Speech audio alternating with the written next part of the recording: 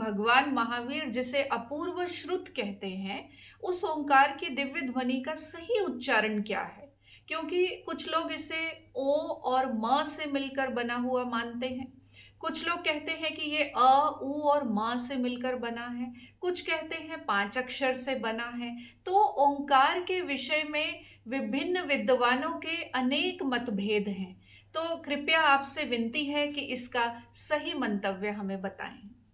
100 मतभेद मतांतर आपको पहले से पता है। मैं एक और बता दूंगा तो 101 हो जाएंगे, कंफ्यूजन कम नहीं होगा। मैं आपसे कहता हूं सारे उच्चारण गलत हैं।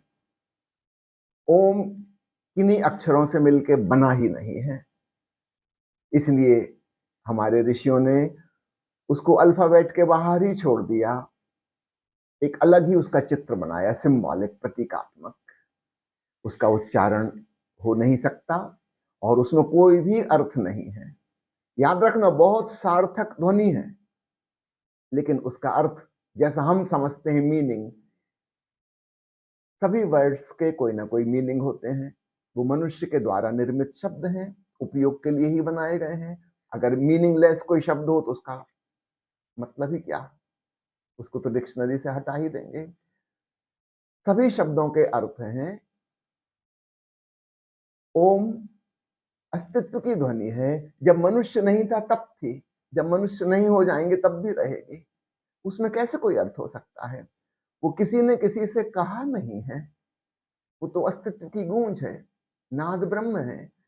तो उसमें वैसा मीनिंग और अर्थ नहीं हो सकता जैसा हमारी भाषा के शब्दों में है। और इसलिए जो भी व्यक्ति उसके अर्थ बता रहे हैं वो विद्वान नहीं, they are not wise, they are otherwise. वो विद्वान नहीं, मूढ़ ही है, कोई भी अर्थ बताएं। हाँ, मैं कहना चाहूंगा there is no meaning but it is most significant, बहुत सार्थक। उसका श्रवण करना है, उच्चारण नहीं करना है। एक छोटा सा दोहा आपसे कहता हूं, उसमें आपका उत्तर मिल जाएगा।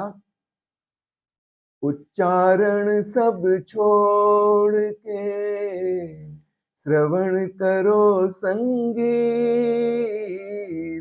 उच्चारण सब छोड़ के श्रवण करो संगीत।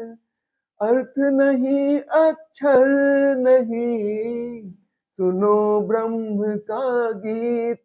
रे भाई सुनो ब्रह्म का गीत। हमारा अगला प्रश्न, एक मित्र पूछ रहे हैं कि मन को कैसे जाना जाए?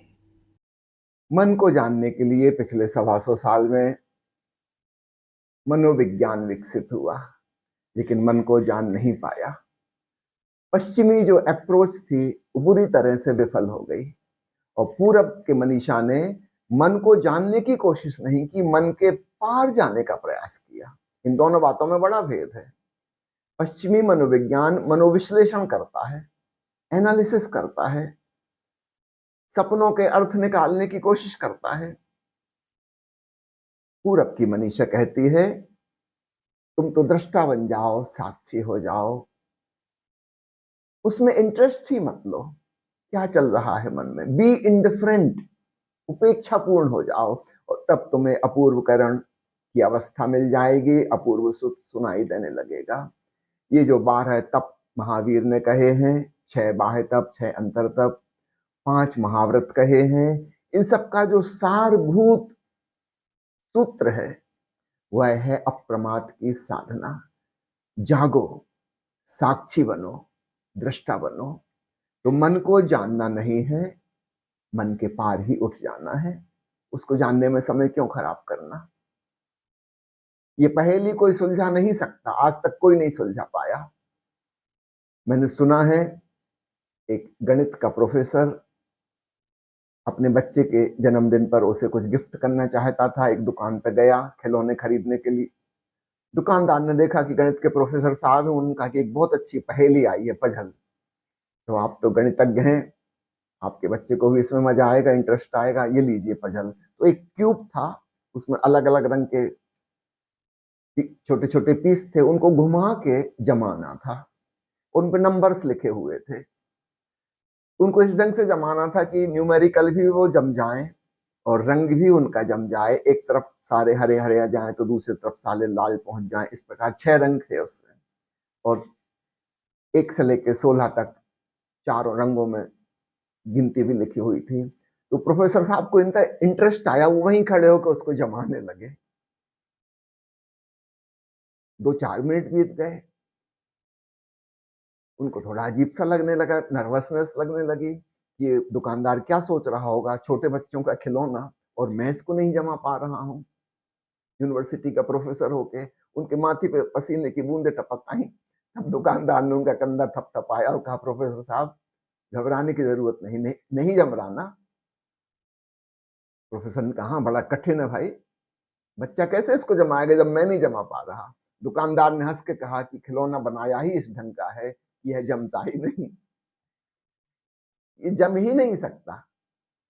आप ये नहीं सोचो कि आपकी कोई कमजोरी, वीकनेस है, कि आपके ज्ञान में कमी है। तो प्रोफेसर ने कहा, हद हो गई, ये किस कंपनी ने बनाया है, ये बच्चों को सताने के लिए।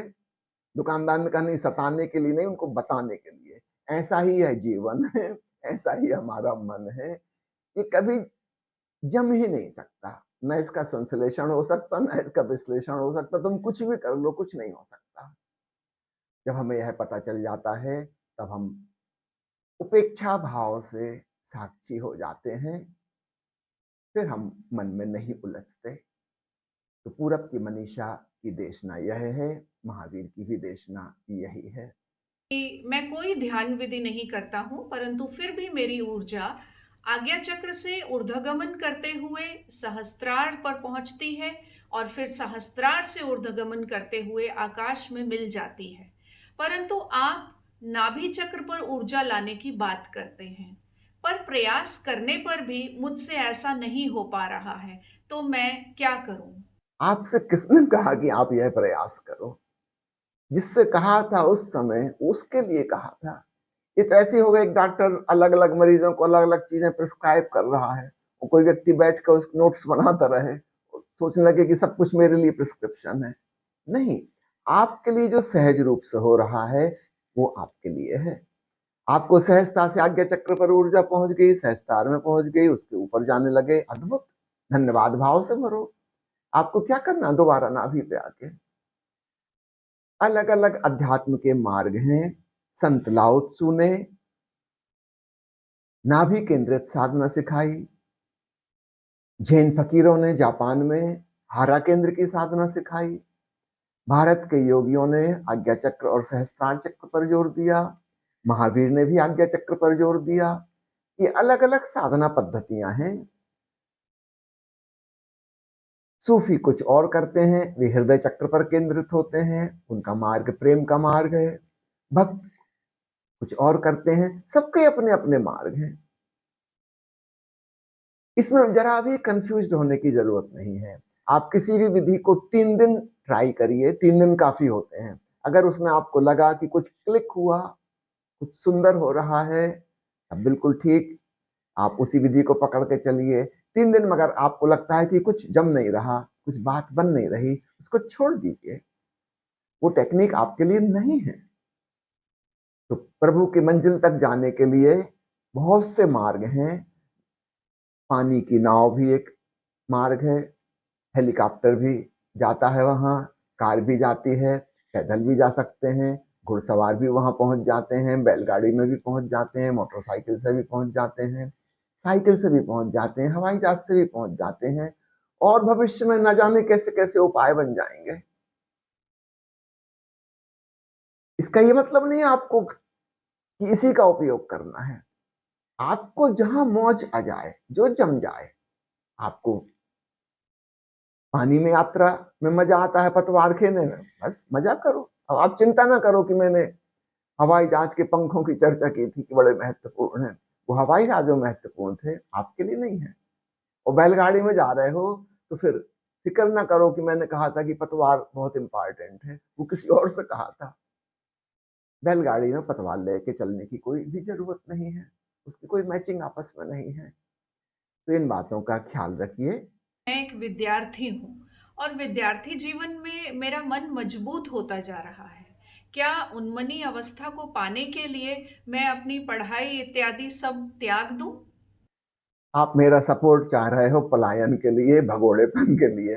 नहीं। पहले जानकारी इकट्ठी करो, ज्ञान इकट्ठा करो, विचारशील बनो, चिंतन मनन और तर्क शक्ति को डेवलप करो, संदेह को जगाओ। हाँ, एक दिन ऐसा आएगा कि तुम इसके पार चले जाओगे। अगर विचार है ही नहीं तो तुम विचार के पार कैसे जाओगे? होने दो मन को मजबूत, शक्तिशाली, वैज्ञानिक चिंतन मनन वाला, और फिर इसके साक्षी बनना।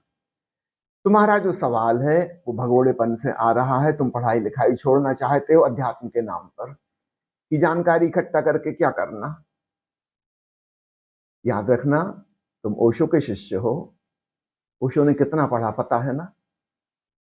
शायद दुनिया में आज तक किसी व्यक्ति ने इतनी किताबें नहीं पढ़ी जितनी ओशो ने पढ़ी हैं। 1 लाख से अधिक किताबें उनकी लाइब्रेरी में। नहीं, आलस्य की बात ना करो, मन को होने दो मजबूत। उन्मनी अवस्था का इससे कोई संबंध नहीं है। मन सुंदर हो, मजबूत हो, शक्तिशाली हो, विवेकपूर्ण हो, प्रज्ञावान हो, और उसके पार अपने साक्षी चैतन्य को भी जानो। इसमें पढ़ाई लिखाई छोड़ने की जरूरत नहीं है। मन के पार जाने की कला सीखने की आवश्यकता है।